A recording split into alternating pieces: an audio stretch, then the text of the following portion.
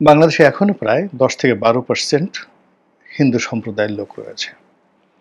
তো বাংলাদেশে যে 10 থেকে 12% যদি হিন্দু সম্প্রদায়ের লোক হয়, তাহলে প্রায় 2 কোটি হিন্দু রয়েছে। এই 2 কোটি হিন্দু বলা হয় আওয়ামী লীগের ভোট ব্যাংক। এদের দ্বিতীয় পরিচয় হলো তাদের এক পা থাকে বাংলাদেশে, অন্য পা থাকে কলকাতাতে বা ভারতে। এটা হিন্দু বিরোধী যে রাজনৈতিক শক্তি তাদের বক্তব্য। কিন্তু আমি ব্যক্তিগতভাবে অনেক হিন্দুকে দেখেছি যাদের দেশপ্রেম আমাদের চাইতে অনেক অনেক বেশি। আর আমাদের দেশে হিন্দুদের যে সততা, অন অ্যাভারেজে তাদের যে সততা, এটি বলে শেষ করা যাবে না।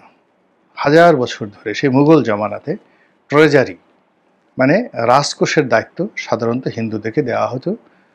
বড় বড় মুসলমান জমিদার তাদের যে নায়েবগিরি, তাদের যে প্রধান চিফ সেক্রেটারি, এই দায়িত্বটি হিন্দুদেরকে দেওয়া হতো। হিন্দুদের যে পারিবারিক বন্ডেজ, ভাই ভাইয়ের সম্পর্ক, ভাই বোনের সম্পর্ক, এটি এখন এই বাংলায় মুসলমানদের মধ্যে দেখা যায় না।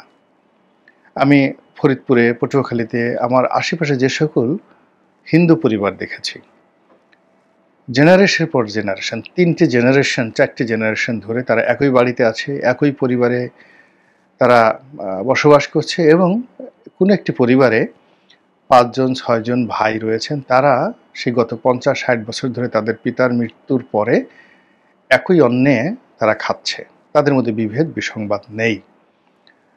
কয়েকদিন আগে একটি যাকে বলা হয় ভিডিও দেখছিলাম ফরিদপুরের গোয়ালনন্দে, রাজবাড়ী জেলার গোয়ালনন্দে, ফরিদপুর নয়। সেখানে একটি হিন্দু পরিবার একটা দোকান চালায়। তার বাবা এটা চালাতেন। বাবার মৃত্যুর পরে গত 50 বছর ধরে তার সন্তানরা চালাচ্ছেন। 6 ভাই, একটি বড় দোকান, 6 ভাই সেটা চালাচ্ছেন। তারপরে তারা একই সঙ্গে খাওয়া দাওয়া করেন, একই সঙ্গে ব্যবসা বাণিজ্য করেন এবং এখন পর্যন্ত গত 50 বছরে তাদের মধ্যে কোনো বিভেদ বিসংবাদ দেখা যায়নি। এবং তাদের চেহারার দিকে তাকালে আপনি এক ধরনের সৌন্দর্য পাবেন, প্রশান্তি পাবেন এবং কোনো রকম শয়তানি বদমাইশির যে একটা লক্ষণ চেহারার মধ্যে আসে, ওটা তাদের মধ্যে নেই। দেখলে আপনার শ্রদ্ধা করতে ইচ্ছা করবে। একই অবস্থা আমি আমার যে নির্বাচনী এলাকায় বহু হিন্দু পরিবারে আমি দেখেছি, যারা গত 50 বছর 100 বছর ধরে বংশ পরম্পরায় একত্রে ব্যবসা বাণিজ্য করছেন এবং একই অন্নে, একই হাঁড়িতে তারা খাচ্ছেন। আর আমার যে জন্মভূমি ফরিদপুর, এখানে তো ভুরি ভুরি উদাহরণ, হিন্দুরা সব একসঙ্গে আছেন।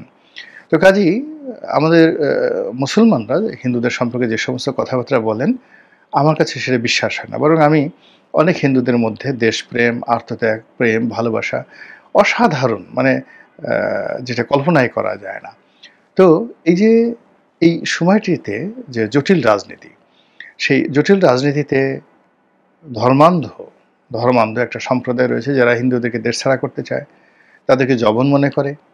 হিন্দুরা আমাদের দেশে নিরাপত্তাহীনতায় ভুগছে এবং যারা মানে আর্থিকভাবে দুর্বল, তারা অবশ্যই নিরাপত্তাহীনতায় ভুগছে। আওয়ামী লীগের জমানাতে অনেক হিন্দু নির্যাতিত হয়েছে, কিন্তু তারপরেও তারা আওয়ামী লীগকে ভালোবাসে অন্তরের অন্তঃস্থল থেকে, এটা সত্য।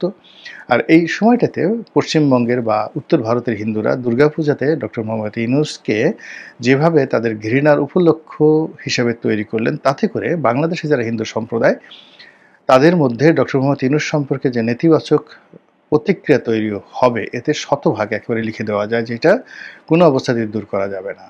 এই কাজটি কেন ভারত করলো?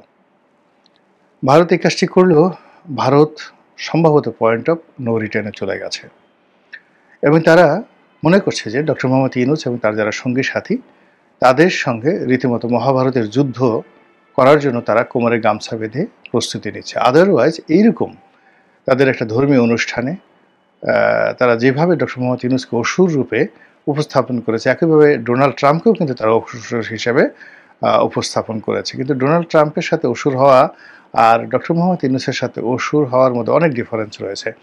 তারা ডোনাল্ড ট্রাম্পকে যতই অসুর বানাক, ডোনাল্ড ট্রাম্পের একটা পশমও তারা ছিঁড়তে পারবে না। এটাই বাস্তবতা, কিছুই করতে পারবে না, বরং তারা আরও ক্ষতিগ্রস্ত হবে। কিন্তু বাংলাদেশের ক্ষেত্রে যেটা হচ্ছে, ডক্টর মোহাম্মদ ইউনূসকে তারা যেভাবে অসুর বানিয়েছে, এতে করে তাদের যে ক্রোধ, তাদের যে ক্ষোভ, তাদের যে ঘৃণা, এটা যেভাবে তারা প্রকাশ করতে চেয়েছে বাংলাদেশের ক্ষেত্রে, তা অবস্থাগত কারণে, ভৌগোলিক কারণে অর্থনৈতিক কারণে, সামাজিক এবং রাজনৈতিক কারণে এটি আমাদের জন্য নিঃসন্দেহে একটি অশনির সংকেত। মহান আল্লাহ আমাদের সবাইকে হেদায়েত দান করুন এবং হেফাজত করুন। আসসালামু আলাইকুম ওয়া রাহমাতুল্লাহি ওয়া বারাকাতুহু।